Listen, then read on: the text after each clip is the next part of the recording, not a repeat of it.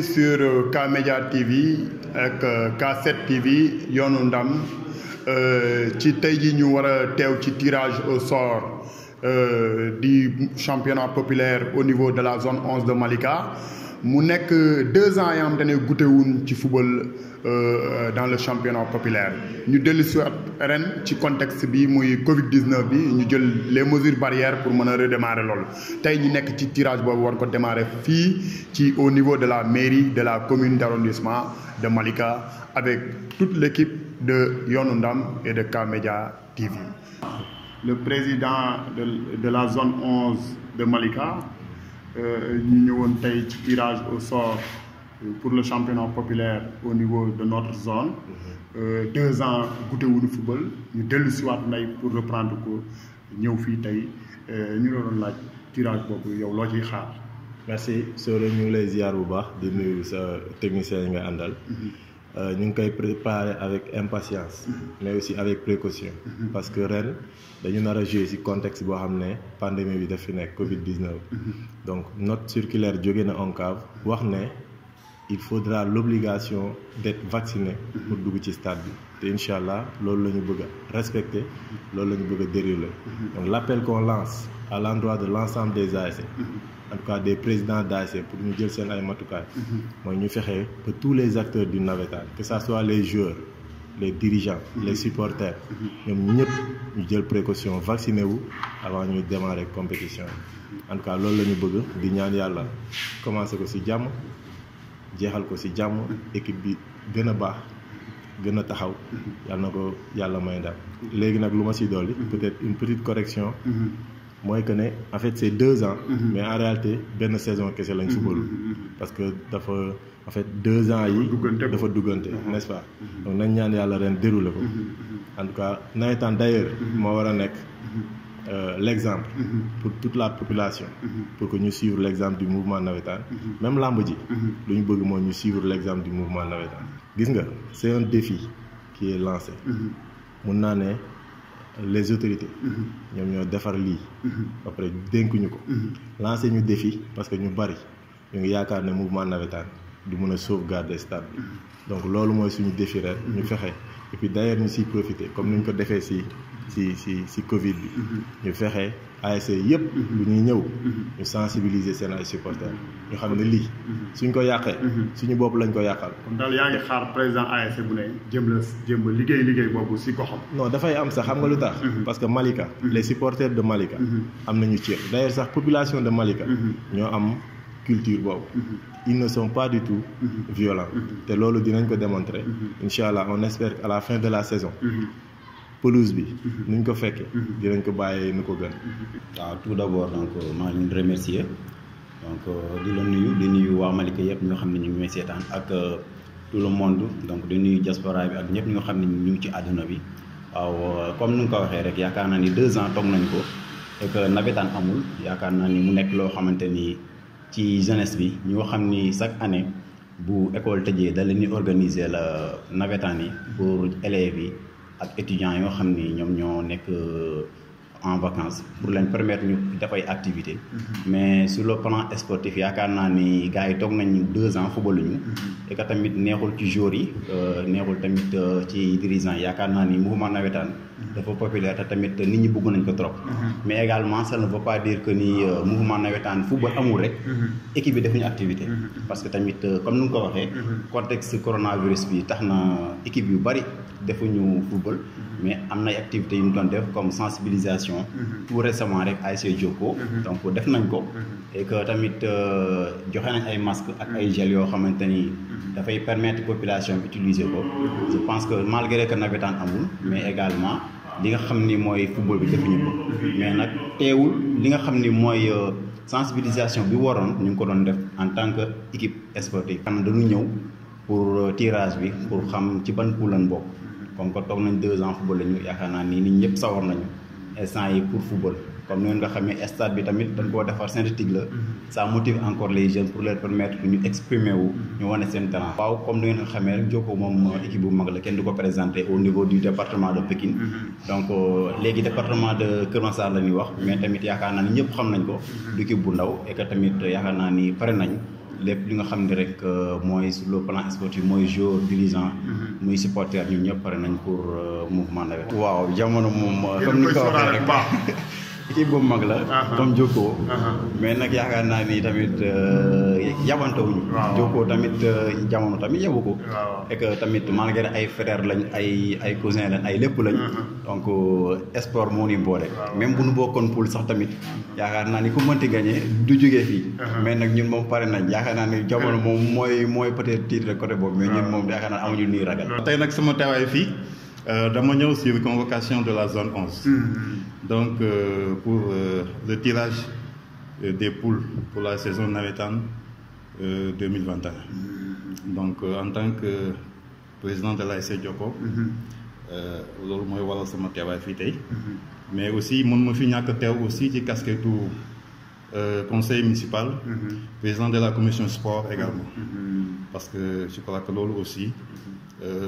war naa fi teewal maire ci côté boobu donc double casquette boobu daal mun naa ne moom waral sama teewaay fii. mesures yi ñu ngi koy xaar déjà ñu ngi déglu la zone 11 ñu ngi déglu la zone 11 ban carnaval lay jël yan proposition lay jël yan mesure lay jël pour la saison bi ñu jëm nii je pense que ñoom yoon boobu ñu tracé rek la commune ne fera que accompagner leen ci voie boobu mooy l'épanouissement des jeunes fexe ba ñu épanouir mais en même temps également fexe ba également lutter contre mbas mi nga xam ne moo fi nekk voilà donc mooy tout ce qui est mesure barrière tout ce qui est mesure préventive ñu mën ko def mën ko jël de sorte que dinañ mën a compétir mais en même temps dinañ mën a voilà wane ne vraiment ñu ngi xeex ak mbas mi xam nañ ne mbas maa ngi fi. bon la violence je pense que moom. ak le nouveau stade là. voilà gis nga ko ak le nouveau stade donc on a un bijou comme ni nga koy waxee. mu nekk loo xam ne ay génération yu bëri jaar nañ fi suñ ko amoon tey ñu ngi leen di dégg ci championnat yu bëree bëri. donc jeunesse bi ñu war a jël conscience ci loolu. te xam ne ñoom ñoo ko moom c'est pour ñoom la suñ ko yàqee seen bopp lañ ko yàqal. bu ñu ko entretenir également seen bopp lañ ko entretenir donc ñu leen di woo ci ñu xam ne ñoom ñoo ko moom ak lu ñu mer ak lu ñu am lu leen naqari nañu fexe faje ko neneen lu dul yàq te ma leen di wax ne mouvement bi ñu nekk muy mouvement nawetaan nekk na mouvement bi nga xam ne bépp naxar boo ci am lépp lu la ci metti soo jaaree ci texte yi mën nga am gain de cause donc nañu fexe au niveau des ASC les secrétaires généraux des ASC ñu xam les textes foo boo xamee texte rek lu la ñu tooñ ci biir terrain bu la neexee ci texte ngay jaar bu lijjanti ko mais nag bu fekkee maîtriser woo texte yi évidemment da ngay indi force da ngay indi doole voilà mais bu ñu jàngee texte yi lu naxar bu mu mënti doon rek mën nañu jaaree ci texte yi ba comme ni nga ko waxee je pense que voilà gars yi ñoo namoon nawetaan vraiment jeunesse bi namoon na ko lool malgré mbas bi jaar na fii ainsi de suite mais nag comme ni ñu ko waxee woon rek il faut vivre avec parce que tey mënuñoo toog di xaar loo xamante ni kenn xamul kañ la fiy jógee kon nag initiative bi nga xamante ni tey jël ngeen ko waa zone 11 jël ko aussi ànd ceeg waa ODCAV je pense que c'est une bonne idée parce que te moo waral tey ñu tase fii tout simplement pour def le tirage yàlla def na ne sama bi ma intégré ci équipe bi ànd ceeg Khadim Gueye Khadim Barou et toute l'équipe d'espoir yàlla def ñu am équipe je pense que toog nañ di souffrir pendant 35 ans yàlla mooy ñu équipe je pense benn ngoon am nañ ci ñaari équipe loolu ndogalu suñu borom la di ko santé bu baax et année bi ci topp aussi yàlla xëj na ne boobu dañoo teeloon a doyal parce que moment boobu xaar nañu at di ko doog am kon c'était évident Malika Plage yàlla def mu jël ndam li beneen année bi ci topp tombeek mbas mi amul ren ji na mu war a am yàlla def ma doon le président incha allahu rabbi je vais tout faire incha allah waxuma la zonal mais suñu bët weesu na sax zone bi fii bon en fait comme ni ñu koy waxee je pense que mbas mi moom mbir la boo xamante ni c'était extraordinaire mais comme que nit ñi léegi commencé nañ ko miin bon ñu ngi dund ak moom de ce fait présentement li ñuy gën a informer nit ñi moo di ne nañu vacciné wu vaccin yi moom nañ ko jël parce que mbir bu amee ñu ne lii moo koy saafara na ci ñëpp jàpp rek ñu vacciné wu je pense que bu ñu ko defee incha allahu rabbi yàlla mën nañu sutural j'invite tout le monde daal à ce que ñu vacciné wu képp kuy ñëw indaale sa carte de vaccination mu bañ am complication les vaccins sont là c'est pas si compliqué que ça te jàpp nañ ne amul benn risque kon jeunesse bi ñëpp nañu vacciné wu tout simplement pour ñu jëmmal suñu navétane sport bi nga xamante ne moom mooy dajale tous les couches yi nga xamante ñoom ñoo nekk ci fi ñu nekk nii kon donc nañ ñëpp topp règles yi sol suñuy masque n'est-ce pas di raxasu comme ni ko ñëpp di defee distanciation malgré même bu nekkee day jafe mais vaccin yi moom nañu ko jël je pense que loolu c'est le minimum bon di wax ni peut-être que boo gisee nawetaan amul moment yi passé ci gannaaw Covid bi moo tax mais je pense que ni bu ku nekk ñaqoo ku nekk sol masque je pense que ni dara mënut a tee nawetaan am. fekkente ne am nañ permission gouvernement bi donc ça fait plaisir de retrouver les terrains quoi avec surtout mon ASC l'ASC Dergui bi nga xamante ni l'ASC Dergui sans les navétanes de Malika du neex quoi. bon vous savez à Malika il y a des mastodons quoi. donc boo tuddee surtout club yooyu nga wax ay mastodons lañu plus l'ASC Dergui bon ñun l'ASC Dergui xaaruñu kenn ragaluñu kenn tirage bi li mu indi rek bon en conséquence ñun ci loolu la ñuy basé wu quoi. donc booy xool Dergui ci les meilleurs profils de recrutement ren bon nous avons investi des millions te xamuñu nawetaan dina am wala du am donc loolu ku ko gëmul doo ko def loolu tax ASC Dergui bon vous savez à chaque année l'ASC Dergui ñun on est ambitieux de montrer et de faire quelque chose de montrer quelque chose boo xamante ni ñu bëri de plus quoi donc stade bi neex na macha allah synthétique la je pense que ni ren équipe bu mënul football boo moytul dinañ la fi dóor lu bëre donc l'ASC Dergui ñun bañuñu kenn ragaluñu kenn nous sommes prêts pour remporter ce trophée mais nag yàlla mooy joxe dañuy wuti rek seulement quoi. bon li ma leen di lancer mooy bi may ñëw nii le président Ablaye Diop moo ma yebal ak le PCS de l'ASC Dergui ñoom ñoo ma yebal mais surtout même bu fekkente ni nawetaan am na ñëpp sol seen masque ñëpp dem pikiiru ji instruction yi nga xamante ni les autorités locales ak étatiques joxe nañ ko nañ ci topp donc je pense que loolu laay wax quoi. di wax ci wàllu nawetaan bi parce que toog nañ xam nga lu ma 2 ans yoo xam ne instant yi nii xam nga yëngooñu ci nawetaan mu doon loo xam ne tamit xam nga gars yi bëgguñu ko woon noonu yàlla def nag ak inondation bi nii ak kii bi Covid 19 bi xam nga moo waraloon benn instant bi nii xam nga ñu ajoon nawetaan yi xam nga ba benn instant bi yàlla defaat ñu war a ñëwaat nii xam nga pour dugaat ci nawetaan bi quoi. moom parce que moom naka jekk moom xam nga chaque jour rek ni ñu daan ñëwee rek la ñuy ñëwee quoi. ni ñu daan ñëwee ñëw xam nga wane fair play comprendre indi suñu équipe xam nga fexe jéem a fexe saison bi ñuy dugg nii xam nga yàlla may ñu ci ndam quoi. loolu la ñuy ñëwee di ñaan tamit waa zone tamit xam nga. ñu jàpp ci affaire yi bu baax en plus xam nga ak ñi nga xam ne ñoom ñoo nekk ci quartier yi ASC yeeg yëpp xam nga ñuy ñëw wone fair play xam nga après pour nawetaanu Malika mën a jëm ci kanam quoi. waaw ak innovation stade bi nii xam nga loolu tamit dañ ciy rafetlu waa kii nu mu sax waa zone bu baax a baax parce que lii tamit yàggoon nañ ko bëgg xam nga bu njëkk ba marché ba lu ñu doon footballé yàlla def tey ba yàlla indi ñu fii nii xam nga defal ñu synthétique kon ñi nga xam ne ñun ñoo dëkk Malika ñun ñoo ko war a xam nga sàmm ba benn instant bi lépp lu ñuy bëgg rek dañ ko fay am quoi. waaw. loolu moo ñu dundal donc buñ toogee lu yàgg compétir ñu seetaan ñu match ñu pratiqué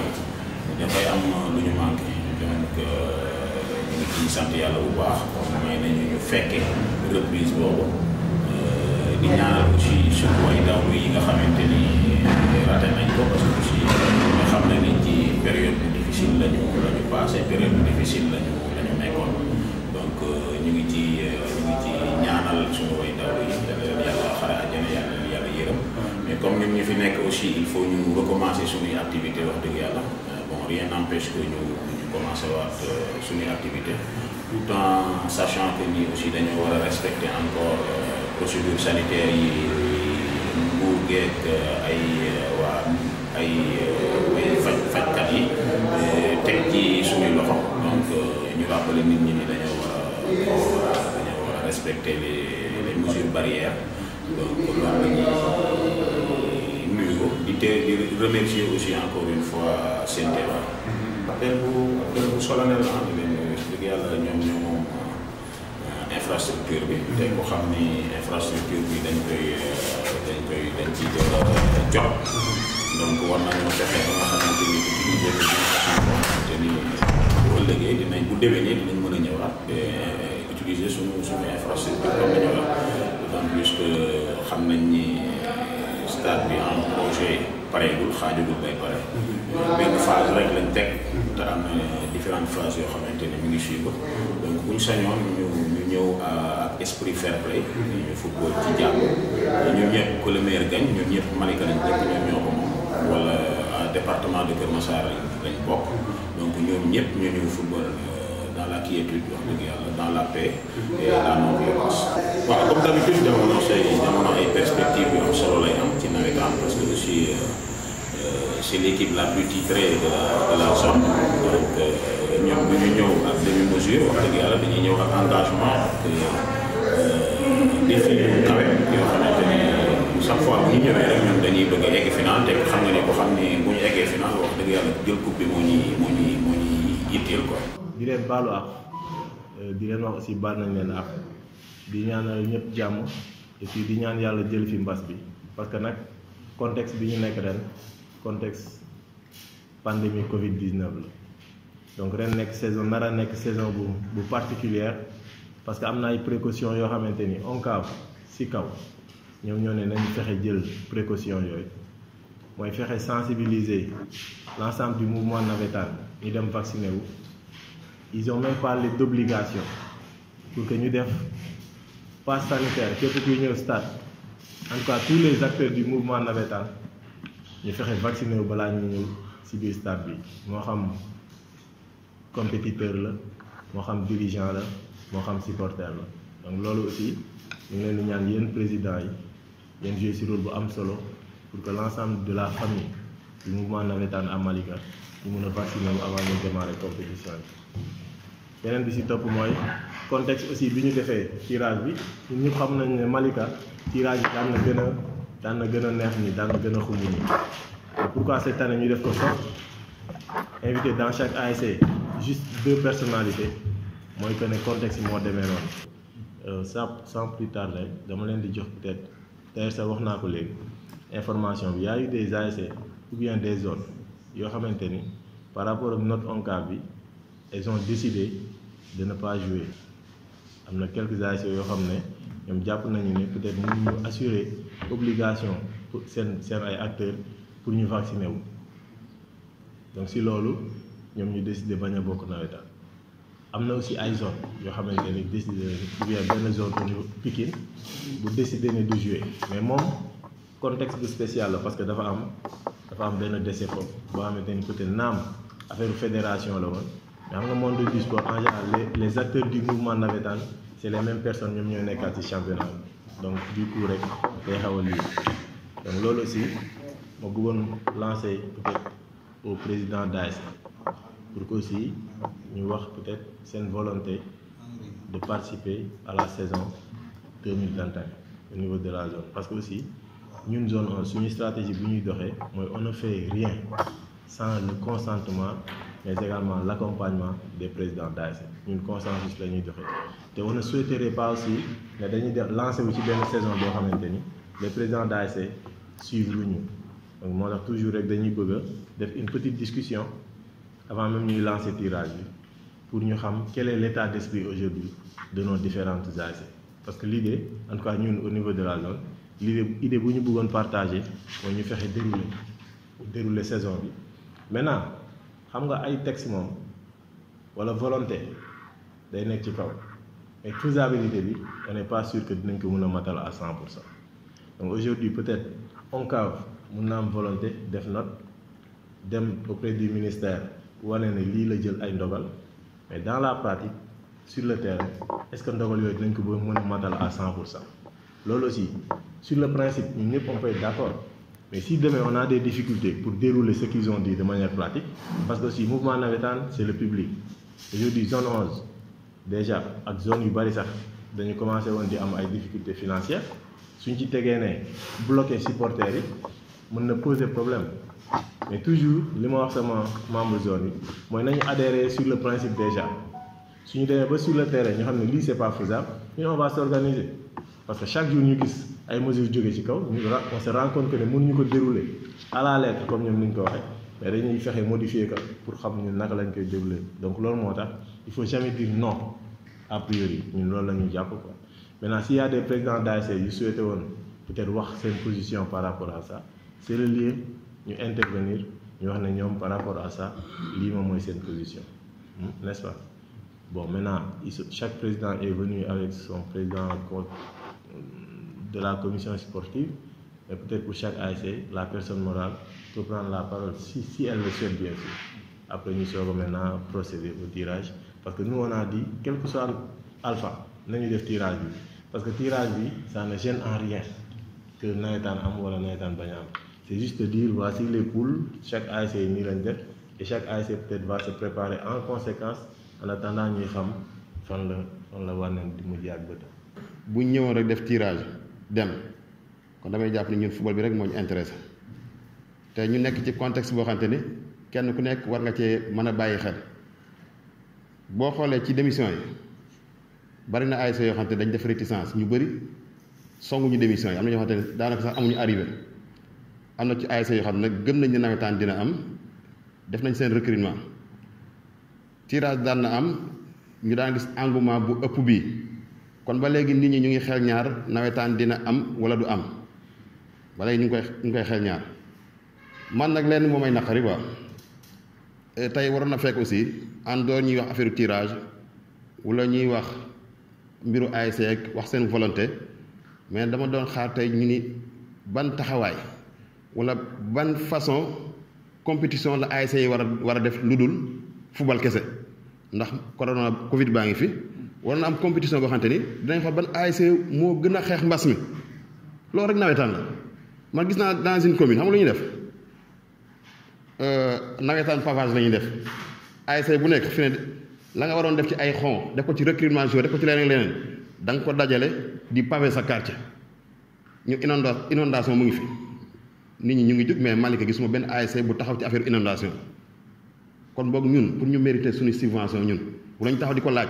ASC yi war na am taxawaay ci inondation war na am taxawaay aussi ci xeex Covid 19 pour man loolu mu war a nekk suñu compétition mais mu bañ a nekk football bi kese gis nga wallaay bu ñu demee directement ci compétition ak conditions yi ñuy tegal gëw ma ni dinañ réussir mën nga ñëw say joueurs sa staff mën nga fexe ba ñu vacciné wu mais am na ASC yoo xam ne maîtriser wuñu seeni supporters te nawetaan billetterie moo ko yor billetterie moo yor nawetaan parce que li ngay jaay ci ticket tey loolu ngay dépenser sa journée kon boog kon war nañ taxaw ko tey xam nga kan moo yor commission santé hygiène santé hygiène ak lan la assainissement kon tey kooku war nañu tegal benn plan d'action tey nii kat en tant que xam nga tey commission sport ñoo woote mais commission bu nekk waroon naa tax tey toog nit lii laa programmé pour saison mën a mucc ayib loolu dañ ko doon xaar tey ci ñi yor commission yooyu commission bu nekk wax pour suñu compétition ñu organiser ko kenn du ñu jam mucc ayib du ñu risquer suñu population tey dinaa indi lii ak lii ak lii wala lii laay proposé laaj ñu suñu xalaat mais nag président bu nekk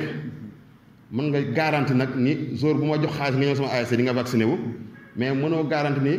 sama comité directeur ASC dinañ vacciné wu mënoo garanti aussi que supporters yi dinañ vacciné wu amul kenn ko mën a garanti kon boog pour ñu rassurer wu il faut ASC yi def une bonne sensibilisation ci Covid bi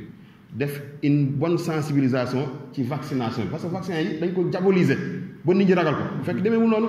fii ku fi autorité man ko vacciné wu nga te yaakaar Ismaïla ñun am na rôle bu ngande buñ ci joué man conseil dama ci liggéey ci sëriñ si liggéey ci keneen ak keneen kon ñun en tant que ASC est-ce que ñun waruñoo sensibiliser suñu waa quartier est-ce que waruñu sensibiliser suñuy dirigeants est-ce que waruñoo sensibiliser suñuy supporters pour ñu dem vacciné wu pour man loolu moo war a njëkk a nekk suñu compétition bala ñuy dem compétition ci terrain bi kon ñu ngi ñaan nag mbas mi yàlla na fi jóge parce que dañoo namm nawetaan dañu namm football bu ñu sañoon suba soo mu démarrer mais nag avec des garanties parce que man bu ñu toppee président ONCAV wala ñi ci kaw am na ñoo xamante ni wax dëgg fa yàlla nawetaan business lañ ko def comme ñun nit ñi investiroo di jël suñu xaalis di ko def suñu ASC ñoom toujours ñu ngi xaar lu ñu amee ci état bi ñu ngi xaar lu ñu amee ci autorité yi mais ñun ñi fi nekk ñëpp ñoom ñoo yor seen i ASC ñoo ci gën a dee ñooy dépenser des centaines de mille des millions mais nag ña ca kaw ñoom bu leen mën nañoo naxante sax état bi xamal leen ni ñu ngi organiser nawetaan jaay ñu bee kon il faut ngeen jox ñu subvention te subvention bu ñu jotee du egsi ci suuf kon boog man loolu laa amoon ci lu may njëkk a wax. comme xam nañ ne amul benn ASC waxuma la sax bu mën a vacciner ay supporters am mais bu maîtriser sax ay supporters am xam nga bu leen mën a identifier bu leen mën a lister amul donc lu ñu mën a def mooy au niveau supporter mooy sensibiliser def ay approche yoo xam ne dañuy fexe dugg cette masse là sensibiliser leen fexe naxante ak ñoom ba ñu vacciner wu. donc je pense que loolu nag même bu nekkul woon nawetaan yi sax suñu rôle la suñu devoir la aussi quoi donc li ma bëgg a wax daal moo di que ni effectivement ni ko El Hadj Talla waxee c'est vrai contexte bi tax na suñu liggéey dina gën a yokk parce que moment bi yaa ngi doon nekk ci xalaat au niveau technique au niveau joueur naka ngay fexe ba def une bonne saison mais ren di nga ci boole beneen saison muy saison Covid boo xam ne mënuñu ko ñàkk jouer il faut ñu jouer saison Covid boobu aussi mooy sensibiliser au niveau de nos quartiers au niveau des jeunes ak au niveau masse yi nga xam ne ñooy nekk ci ASC bi yëpp. Je pense que loolu moom incha allah il faut que ñu organiser wu xool la zone loolu nag la zone moo koy jiite moo koy organiser ASC yi ñëw ànd ci ak moom pour ñu mën a def loolu quoi ma yemandi foofu ba ci kanam merci. salaamaaleykum donc maa leen nuyu yéen ñëpp man la Tafa Diop maay président commission sport ASC Djoko bu Malika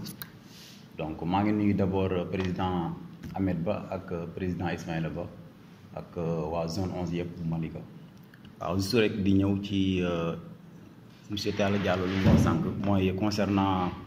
investissement humain bi ñu war a def ci ASC yi et que tamit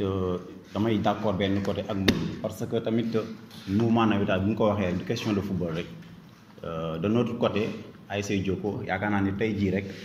donc am nañ 60 garab yoo xamante ni jëmboon nañ ko suñu koñ nekk tamit loo xamante ni kenn ku nekk ci ASC yi war na ko mën a def au delà de ça aussi tamit ba mu kii bi commencé mbas mi.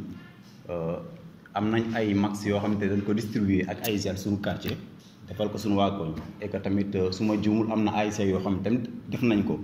côté boobu aussi tamit yaakaar naa ne ASC yi ñu ngi ci. maintenant concernant li mu wax muy inondation yi moom yaakaar naa ni Sénégal bari na fi et que tamit mu nekk loo xamante ni lu diis la même sur le côté de l' état yaakaar naa ni ñoom sax metti na ci ñoom ba telle sorte que antanuñu ko. kon nag concernant ASC yi dina métti ci ñoom pour ñu jël ay moyens pour def ko ci peut-être lu man mooy ñëw jàpp ci maanaam au niveau de la mairie municipalité bi mettre les moyens ñu ñëw accompagner yaakaar naa côté boobu mu mën nawetaan loolu la ci mën a doxee. léegi su ma ñëwee ci côté sportif bi yaakaar naa ni toog nañ 2 ans yoo xamante ni footballuñu nawetaan et que tamit jeunesse bi yaakaar naa ni Sénégal sport rek leen bëgg plus particulièrement football et que bu nee ne nawetaan day am ren. wóoruñu boo xam dina am tey dañ fay ñëw ñun ñëpp parce que dañ fay ñëw pour jéem a xool lu ñuy tiragé et que buñ tiragé tamit wóoruñu boo xam dinañ football mais buñ tiragé pare comme ni ko président Ahmed Ba waxee yaakaar naa ni dañuy adhéré rek ci li nga xam ni waa ONCAV moom la ñuy décidé et que buñ ne dañuy vacciné wu aussi tamit dañuy vacciné wu mais ñun ñëpp xam nañ ni Sénégal donc vaccin yi nga xam ni ñoom la ñuy distribué yaakaar naa ni doyul waaw récemment rek am na ñu indi. pour ñi nga xam ne defoon nañ première dose yi defaat seen deuxième dose yi du coup ñun bu ñu adhéré ci contexte bi yaakaar naa ni comme ni ko président Ahmed Ba waxee donc bu ñu organisé wu suñu biir pourquoi pas dinañ ko mën a organiser organisation bi nag gis ñun ñëpp ñoo ciy mën a jàpp kenn ku nekk sa ASC nga jéem a sensibiliser ñi nga xam ni ñooy acteurs yi ci nekk pour ñu mën a vacciner wu mais nag sensibiliser ne veut pas dire que tamit nit ki da nga koy wax rek mais nekk na loo xamante ni da nga koy imposer. da nga naan ko ñëwal vacciné wu parce que tamit àdduna bi moo toll fi nga xamante ni dina dem ba nga xam ne di nga war a génn sa dëkk dem feneen sax da lay laaj carnet de vaccination donc du coup daal côté boobu daal ñu gën a sensibiliser rek yaakaar naa ñu sensibiliser rek lañu man quoi ñu sensibiliser kenn ku nekk nga jéem a xool daal sa côté loo ci mënee jàpp nga jàppee ko ci donc di wàcce foofu kàddu yi di leen jaajëfal yéen ñëpp merci beaucoup. di remercier aussi di nuyu le président zone. Monsieur Ahmed ak équipe am yëpp ak tous les présidents qui sont là ak les présidents des commissions sportives yi ASC yëpp di wax ne bof c'est ma première fois d'être ici comme président en face yeneen présidents yi nga xam ne ñoom lañ seqal di waxtaan bon toujours dama ko wax président damay naan mais man depuis bu ma jëlee fonction ba léegi mosuma gis ñu woote réunion ci biir président ñu toog waxtaan xool naka la ñuy organiser wu maanaam su may wax loolu damay dëkk ci li Talla Diallo wax sànq mu doon lu am solo parce que ñëpp dañ koy wax waruñoo xaar rek football jot ñu doog a tase pour parler du football ASC ci gox mooy représenter gox ba lépp lu fay développé moom moo ko war a développé parce que football rek mooy rassembler ñëpp jeune fille jeune garçon paa yeeg mère ñëpp football moo leen ASC moo leen ay ñëpp ci lañ bokk koñ bi mun nañ ku nekk mun nga bokk ci daayira Mouride daayira Tidiane et tout mais lii di jàkka ji lii di église bi lii di ASC bi ñëpp a ko bokk amul ne man maa ko wala ki di woo ko moom kon donc lii c'est très important président des fois président yi di daje di waxtaan zone bi aussi comme que moom mooy noyau bi di teg ay programme yoo xamante ne daf koy jox les ASC ñu koy doxal loolu c'est très important parce que bi ñu wax première vague bi bi ñu nee soit dañuy def ASC bu ci nekk joxe ay masques gis nga ampleur bi mu def c'était important am na ñu bëri def nañ ko mais depuis lors peut-être am na tuuti retenu ci état central la jógee ñëw ba wàcc ci suuf mais nag rien n'est trop tard mun nañ relancer waat yeneen mbir yoo xam ne en attendant lii di ñëw côté vaccin yi aussi comme ñu ko ñëw waxee sensibilisation rek nga ci mën ci biir sensibiliser aussi da ngay ànd ak ñi nga xamante ne tey jàpp nañ ne bu ñu waxee askan wi déglu leen Aline Mbaye peut-être am na nu muy ñëwee di wax ak ne dafa ne saa yi mu fontoo xamoo dara ci vaccin mënoo ma wax ne mu vacciné wu mais tey boo jëlee un médecin wala quelqu'un bi nga xam ne dafay véhiculer ci biir service santé ànd ak moom di sensibiliser nit ñi jàpp naa ne peut-être boo amul à 60% tu peux avoir à 50% loolu c'est très important ASC yëpp ñu def sensibilisation boobu ñun am nañ ci programme déjà boo xamante ñu ngi ciy travailler incha allahu rabi bu sottee ñëpp nañ leen invité wane ne peut-être ñun aussi ñu ngi ci li nga xamante tey on cas aussi wane na ko à ce que gars yi nañu vacciner pour navétane am population bee namm navétane jeunesse bi dañu woon namm navétane kon donc ñun nañu adhéré ci cause boobu l'essentiel est ne que joueurs yi ak dirigeants yi nañu fexe ñu vacciné wu supporters yi nga xamante ne mën nañ leen sensibiliser pour ñu vacciner wu nañu vacciner wu le reste nag ñu xool comment faire mais il faut que nit ñi dugg terrain xale yi moom foog ñu dugg terrain mais après loolu ci moment bi dinañ xam exactement nañ koy organiser mais présentement il faut que les joueurs et les dirigeants soient vaccinés après ñu xool ñu ci la loolu daal laa amul lu ma ci waxante na. ñu ngi leen di jaajëfal bu baax di nuyu le représentant du maire monsieur Ba ak Talla Diallo mi moo nekk ci mbooloo mi di nuyu le président Ahmed Ba aussi di nuyu assistant bi yëpp ñëpp di leen nuyu bu baax di leen jaajëfal yaakaar naa li Aliou Mbaye wax wala li Talla Diallo wax yaakaar naa ni ci loolu la ñuy wax tuuti rek ñaari moo rek parce que ku xool tey li xew ci réew mi ci mbas mi yaakaar naa ni sa xel war na teey mais nag ndegam Europe ñi nga xam ne ñooñu ëppale woon ak ay cas ñoom démarré nañ seen activité ñun pourquoi pas mais stratégie la rek ban stratégie la ñuy teg xëy na on cas am na stratégie bu mu teg les membres de la JOR aussi ñoom mën nañu teg seen stratégie comment les présidents de comité mën nañ toog culturel santé sport ñu toog waxtaan yenn proposition la ñuy andil ñun à notre niveau dafa wax na ko léegi bu jokkoo bi mas bi doo commencé on a distribué plus de 1000 masques yi distribué nañ ko sans compter des sensibilisations bi inondation yi ñëwee amee nii le président Aliou Mbaye ñu ngi ko siy jaajëfal bu baax di ko seedal ensemble bi bokkuñu fu ñu far mais tey dafa jël ses maigres moyens ak ASC bi yëpp ñëw jàppale ñi nga xam ne ñoom ñoo inondé mais tey am na koo xam ne day inondé mën nañu espoir ay inondé mais jamono du inondé am na côté bu inondé kon waa jamono est-ce que mën nga leen exiger ne leen def leen campagne d'inondation mënul nekk ñoom beneen secteur si leneen li nga leen di woo tey waa dex gi bi ñu fiy def seen benn journée boo xam ne dañoon def ay ralentisseur mais ñoom loolu moo nekkoon seen priorité parce que xamoon nañu foofu ne une fois oto yi doon dawee foofu amul benn ralentisseur loolu la fi mën def de même que waa Jokkoo gis nañ tey Jokkoo xëy na amatul benn garab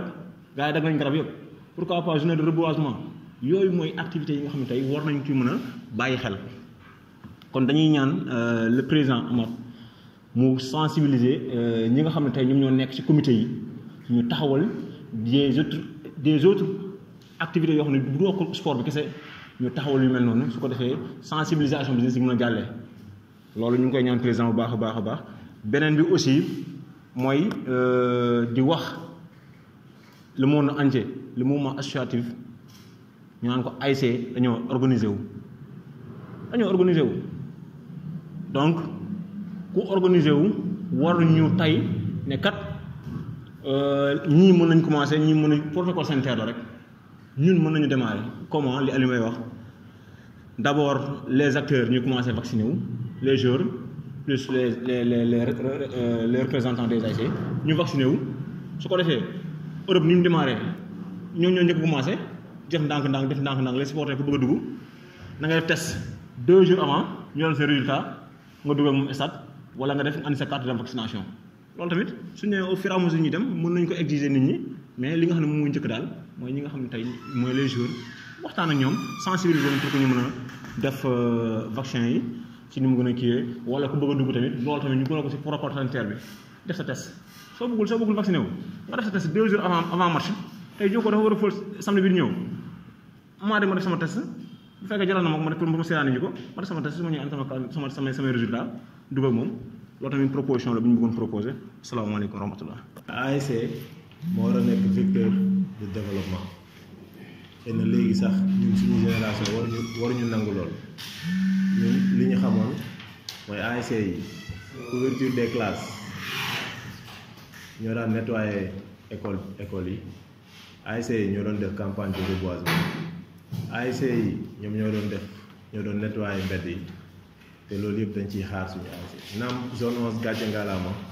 bi Covid bi doog a démarré am na ñu ko fi wax ASC yëpp distribué nañ masque zone bi jël na 20 sacs de riz fekk ne boobu commune bi mu ngi wër ci daara yi di leen yor ci dund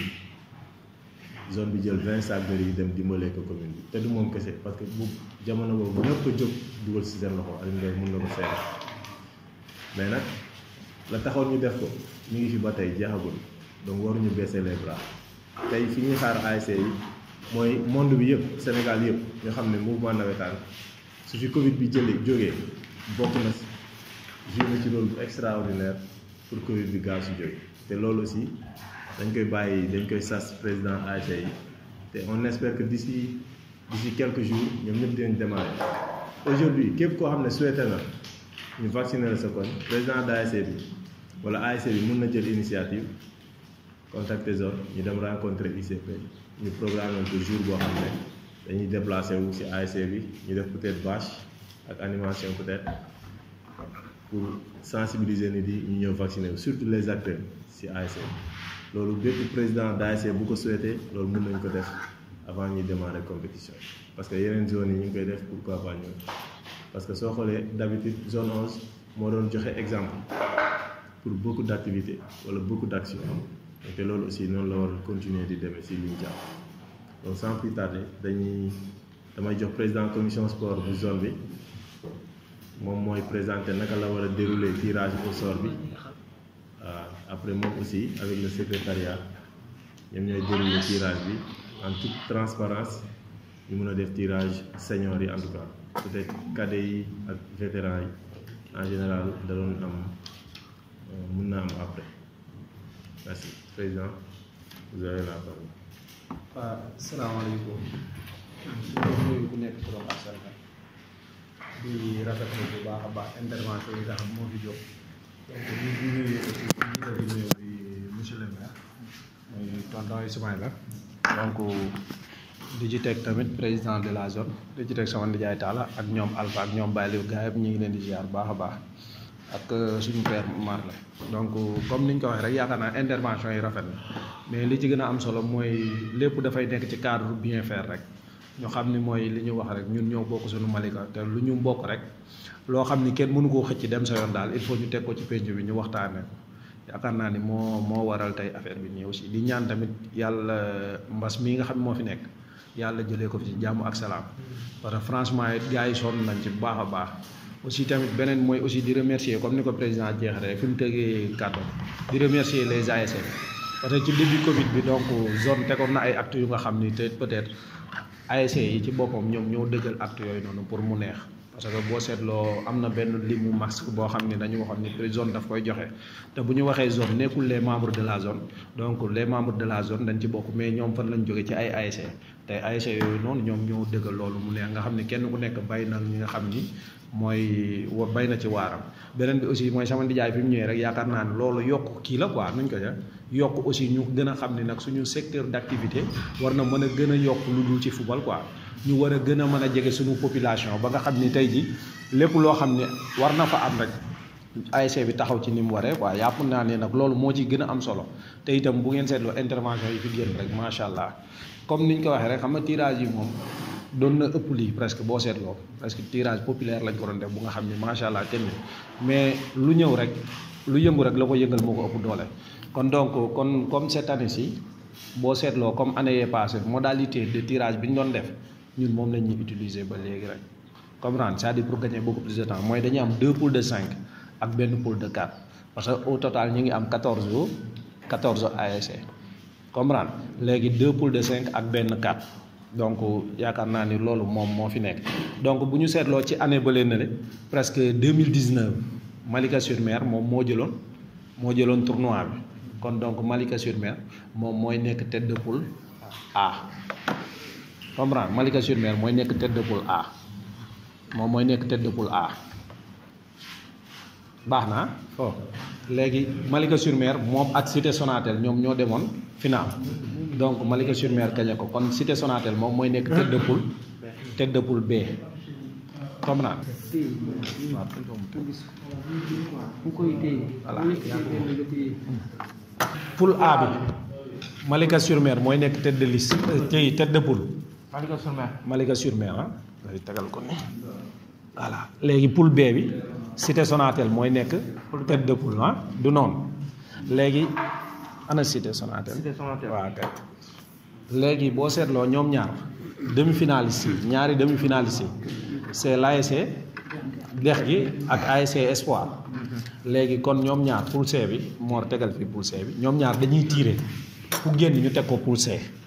comprendre léegi ki génn bu ñu ko tegee poule C day des benn équipe léegi benn équipe du ñun ñoo koy déterminer fu muy dem dañuy teg A B C tirer ko léegi moom fu mu génn rek fa lay dem est-ce que comprendre voilà léegi nag ñaar yi moom mi ngi nii ñaari kii. boo ko lemee après di nga ko mën a. waaw après dañ koy ji on a chaud li tax doo ko lem ci kanam nit ñi ngay sekk ngay dugal. léegi jël nga kii poule A poule A bi jël nga ko ba pare.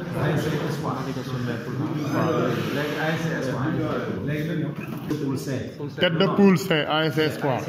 léegi moo nekk nii léegi voilà xam nga dex gi moo des léegi dex gi dañoo war a déterminer ban poule lay dem léegi dex gi moom pour ñu déterminer ban poule lay dem dañuy teg A B C ñetti poule comprendre léegi ñu tiire dex gi bu fekkee A moo génn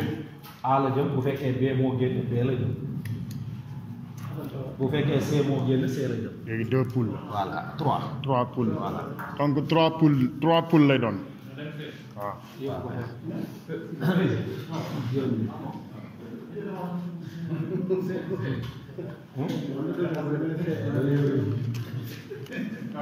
léegi tête de poule A gis ngeen tête de poule A moo génn kon deuxième équipe bi mooy poule A bi mooy ASC Dex foofu kon am na 2 équipes léegi poule B bi ak poule C bi ñoom kenn ku nekk benn équipe la am te ñoom ñaar ñëpp dañoo war a am ñaari équipe comprendre léegi ñaari équipe yi xamee nu muy def dañuy def nii dañuy lem 4 yi yëpp teg ko ah moom day jiir 4 yi lim xaaral ñu wax seen. léegi 4 Ndeela Faye la ñuy lim Ndeela Faye la ak jamono ak jàmmalaay ak Pastef comprendre Ndeela Faye jamono jàmmalaay Pastef léegi moom bu tiiree xoolal day jël fii benn équipe jël fee benn comprendre léegi bu génn rek mooy dem poule boobu léegi dañuy jël BC. waaw non C bi génn poule A am ngeen Malika sur Mer ak Dex gi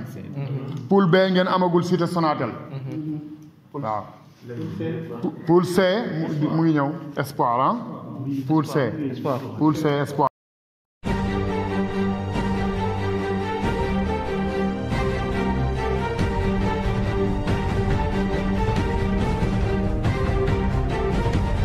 la